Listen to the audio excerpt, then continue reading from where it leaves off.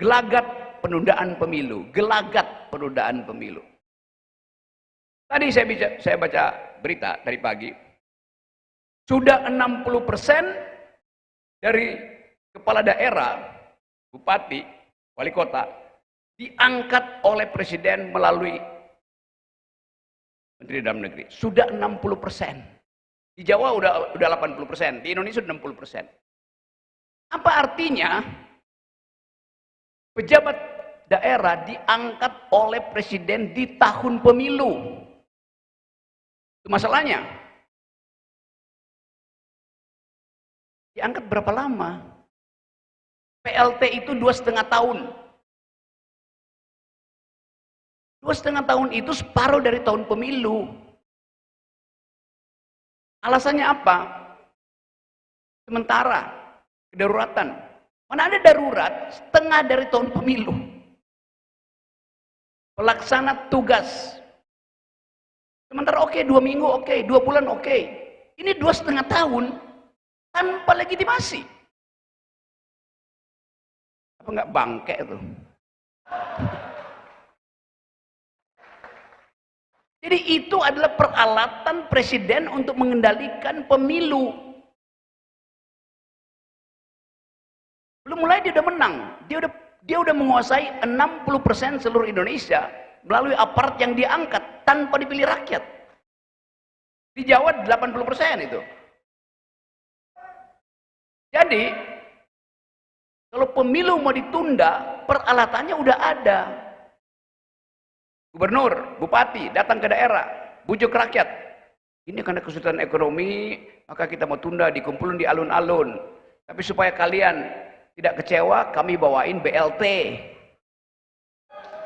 Kan itu, nenteng goodie bag, tas dibagi-bagi. Tapi kita tunda dulu pemilu ya. Apa fungsi PLT? Bagi-bagi BLT. Buat membujuk rakyat untuk menunda pemilu. Kalau pemilu akhirnya harus dijalankan karena desakan moralitas demokrasi, dia juga siap. Karena dia udah punya 60% seluruh Indonesia, 80% pejabat di Jawa. Jadi lengkaplah kemaksiatan politik istana.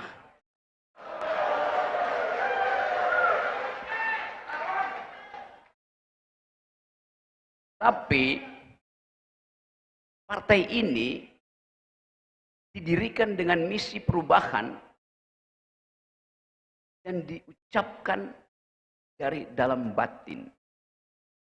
PLT itu dia mangut-mangut di depan tuannya yang mengangkat dia. Legitimasi partai ini didasarkan pada kebatinan manusia untuk menghasilkan keadilan. Itu kuat sekali fondasinya tuh. PLT dasarnya adalah feodalisme. Dasarnya adalah upaya untuk membujuk oposisi supaya jangan berkumpul di satu tempat. Jadi saya ingin ada kepastian bahwa isu keadilan yang tadi diuraikan cermat oleh Pak Kusnul harus kita breakdown sebagai isu politik sampai ke tingkat dasar. Tadi malam saya masih ada di kaki Gunung Gede.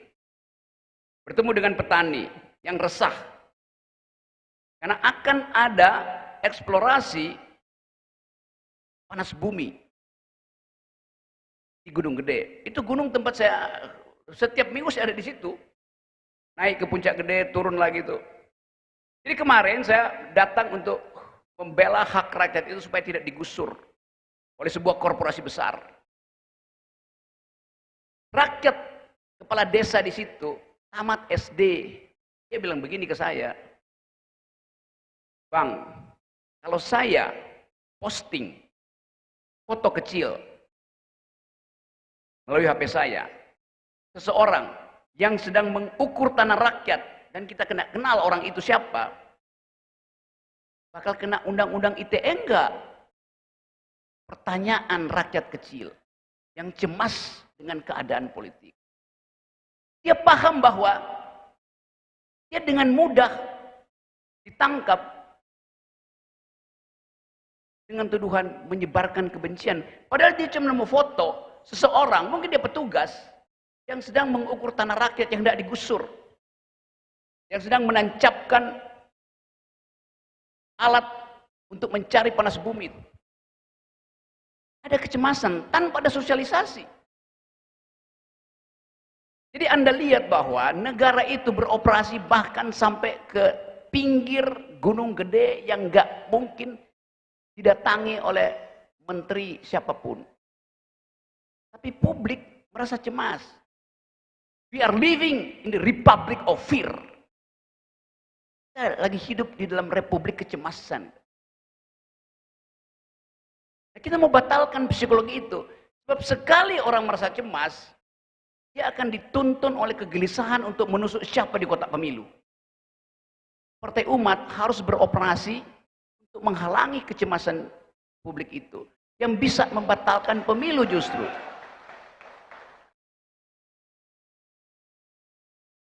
Kalau kita lihat keadaan ekonomi sekarang, semua data yang diucapkan oleh presiden, oleh menteri-menteri itu omong kosong. Karena menyembunyikan hal yang mendasar, yaitu kekayaan yang dirampas. Coba kita lihat data kecil. Di zaman Pak Harto memberi konsesi hutan, tambang segala macam pada oligarki pada waktu itu. Tetapi Pak Harto pastikan 35% dari rampasan, rampokan, gerukan, ekstraktif industri balik ke negara. Zaman Orde Baru 35% kekayaan negara balik ke kas negara. Zaman SBY turun tinggal 25-28% yang balik ke negara. Artinya oligarki menghisap lebih banyak dari yang dia berikan. Zaman Pak Harto 35%, zaman SBY 28%. Zaman Pak Jokowi tinggal 8% yang balik. Apa nggak kurang ajar?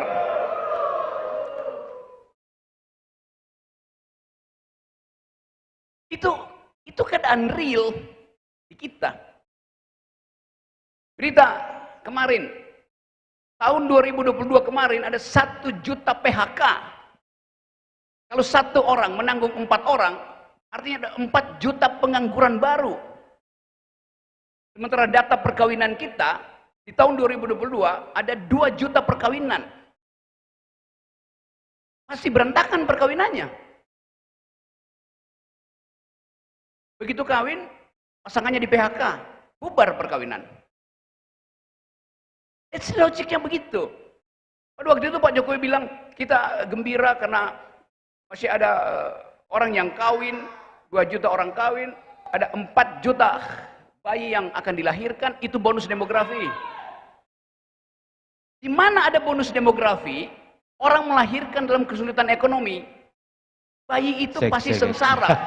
Selamat datang Pak Gadot, langsung naik ke panggung. Ya.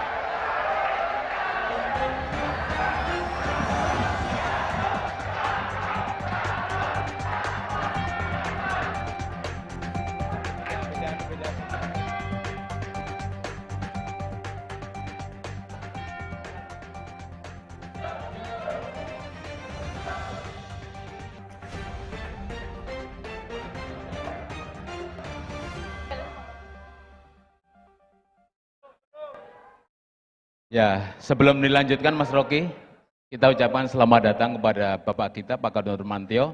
Nanti akan mengisi sesi setelah ini. Lanjut. Oke.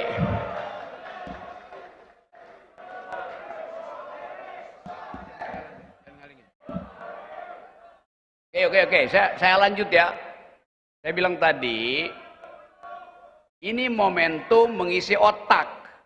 Nanti momentum untuk cari suara, denger aja dulu.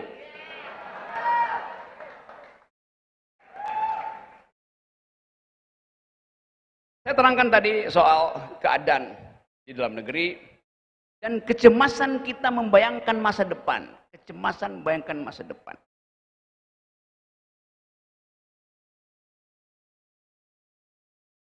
Kemarin saya bicara dengan seorang anak muda dari Papua.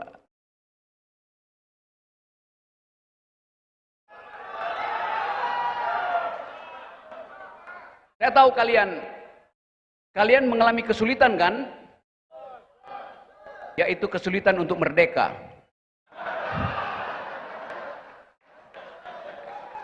Begitu wacana yang berkembang di Papua sekarang.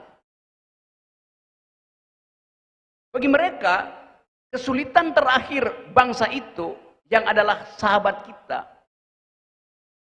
kesulitan untuk merdeka. Jadi bayangkan, ucapan pemisahan diri, secesionism, tumbuh di mana-mana. Kalau Papua kita sudah tahu dari 20 tahun lalu. Bupati Meranti juga mau merdeka.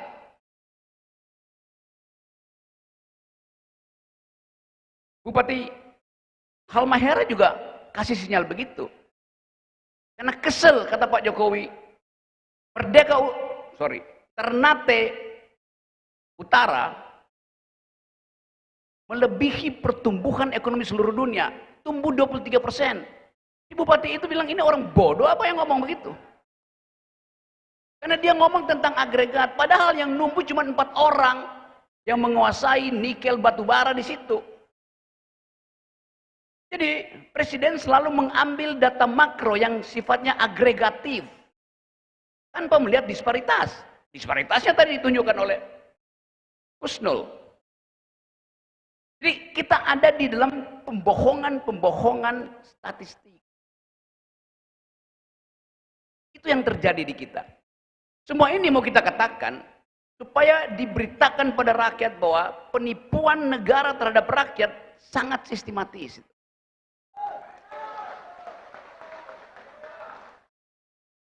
Sekarang kita kaitkan tadi pembicaraan tentang Papua yang punya memori yang lain tentang otonomi itu. Kalau kita deteksi, ada diplomasi di Indo-Pasifik.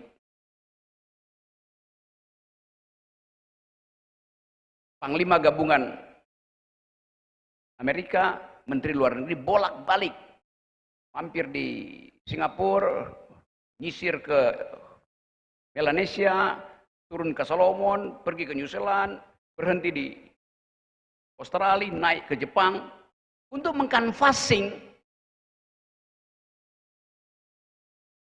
siapa yang proksi Amerika, siapa yang proksi Cina. Jadi 2024 nanti ketegangan politik Indonesia akan tumbuh bersamaan dengan ketegangan politik di Indo-Pasifik. Yang jarang dibicarakan orang. Australia kemarin menurunkan semua CCTV di seluruh negeri itu buatan Cina. Australia mencopot semua CCTV buatan Cina karena diteliti bahwa di situ disimpan chips intelijen. Di kita di sini mainan anak-anak itu bahkan ada di bawah meja ketua-ketua partai.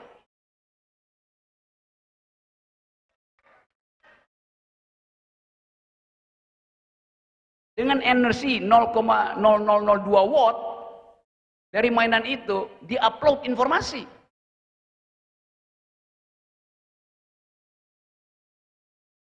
Jadi negeri ini rentan dipermainkan oleh transaksi proksi politik global.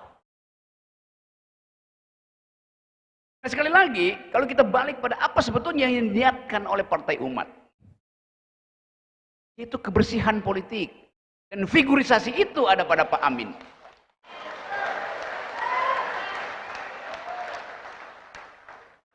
Kalau partai ini berbau busuk, korup, nggak mungkin saya datang.